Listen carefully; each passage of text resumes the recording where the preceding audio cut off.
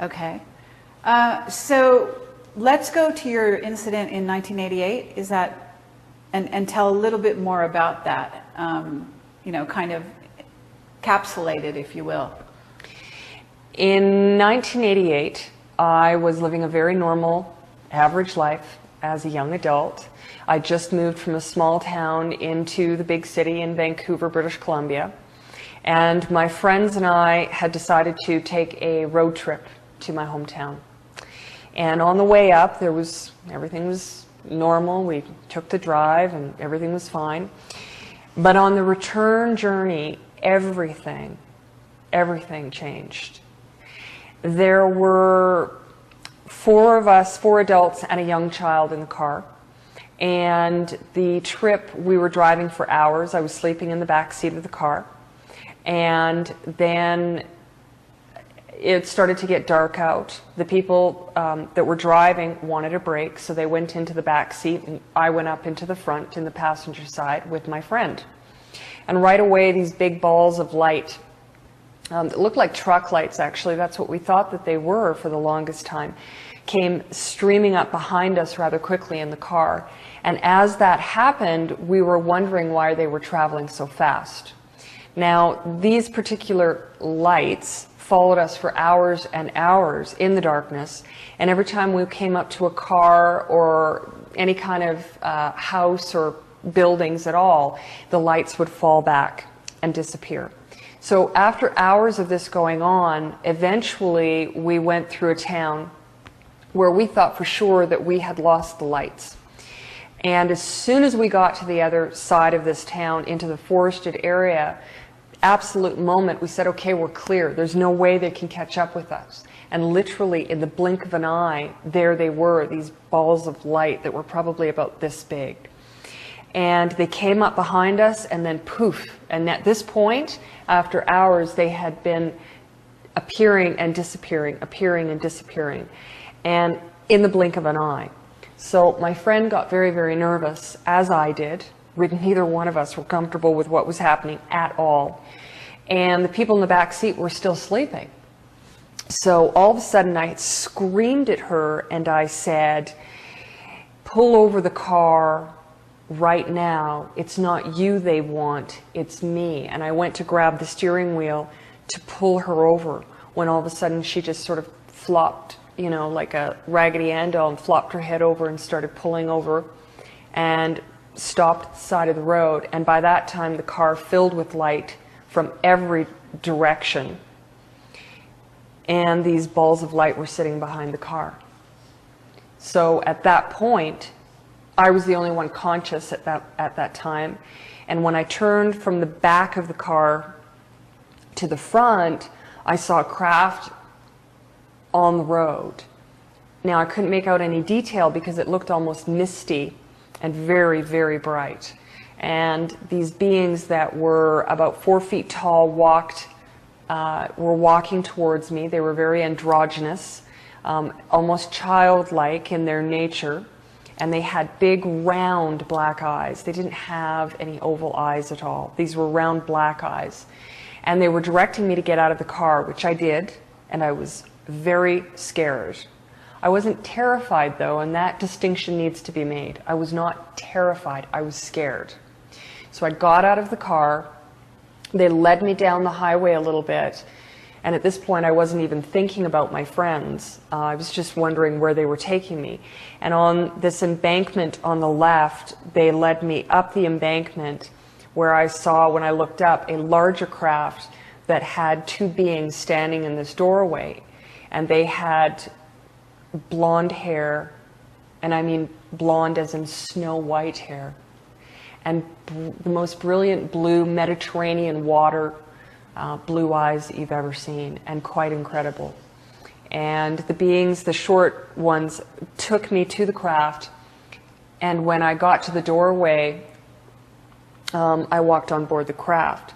But what was interesting was that just prior to all of this happening, I'd had a dream in the back seat of the car. And in this dream that I had, this man and woman told me, they said, "We are coming for you soon. Do not be afraid. We are your friends. We are your family. Do not be afraid." And then when I saw these two tall beings, the moment that I laid eyes on them, I said in my mind, "What are you doing here? Why can't you just leave me alone?" And then I walked on board the craft. And did you have any memories of what happened on the craft at that point? From the moment I walked off that craft, I had very clear memories. And I have had those clear memories for 20 years. Clear memories of what happened on the craft, or just clear memories up to the point you've told us? Both. Once I was on board the craft, I remember a great deal of what happened to me. I do not by any means remember the full 3 hours. I don't. And I don't know if I ever will or not, because up to this point, I mean, I have not had hypnosis done to recover memories. So that's a very important point for me to make to anyone watching, is that these memories have come from conscious memories. So in other words, I walked onto the craft, I had this encounter. It took me some time, but I did come to realize that it was a total of 3 hours, and it was very clear math that I did to work this out. So there was 3 hours of missing time. And I remember quite a bit of the information that they gave me at that time. There were things that have stayed with me so clearly that even as I'm looking at you, I can still see the images in my mind every time I hear about, you know. Can you give us an idea what was conveyed to you at that time? And does that have something to do with what you're doing here now, visiting Sedona and Hopi Land, the Four Corners area? It has everything to do with it. 20 years ago, I was given messages, and these messages and information that I was given was so crystal clear to me that 2 days after I walked off the craft, I had a clear understanding of all of my psychic abilities and where they came from and how I had them and why I had them. I had a great understanding of my father that I've never had before in my life. I knew that he'd had contact. I had a clear understanding that there were many other people in the world that were like myself, and that all of these things were related.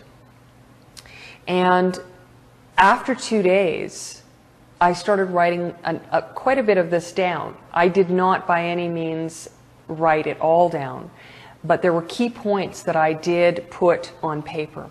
Now, at the time, even with some of them, I did not understand the full extent of what it was and this information. But it was about the Four Corners area as being, quote, one of the safe lands in what they termed the end times, if these end times came in the form that they were giving warnings about.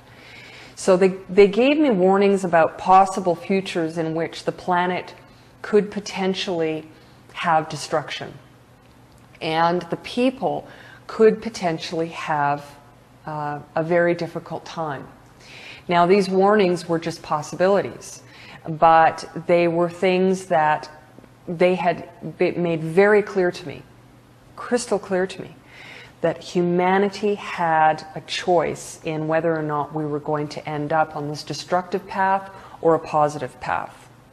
So many of these things were told to me 20 years ago, but getting into it a little bit deeper, they also told me a great deal about the Four Corners area in particular. So, of course, I did not, at that time, as I was still trying to process all of this information, truly understand what it was that they were saying. How this particular area was a safe land, and how at this time there were certain people that would gather together in this area. The Four Corners area is a really important area to these beings, and it is because it is one of the center points on the earth where gatherings will take place for many people. And it does not necessarily mean that everyone needs to pack up and leave and go to the Four Corners area because it's a safe land. What it means is that even if an individual travels through the area, they are going to be able to have information coming to them within their own selves in order to assist them and help them to know where it is they need to be on the planet. If there is a great cataclysm that does take place, there are certain areas on the earth that will be in safe zones. But that doesn't mean that you're going to be able to go there and be taken care of. What it means is that these areas will not have that great destruction, but it still will be in chaos. So that needs to be clarified to everyone, and that there are these particular safe spots and safe lands all over the earth. Now, the indigenous people all over the earth have known these things for thousands of years, and they are the ones that have all of this knowledge as to where all of these particular areas are. And if we take a look at their myth stories, we are going to be able to find that information. And at the same time, this has been guarded by them for thousands of years, so that if we needed the information, it would be made public for everyone. So it's really important. The Hopi, as well as others on the planet, play a part in this.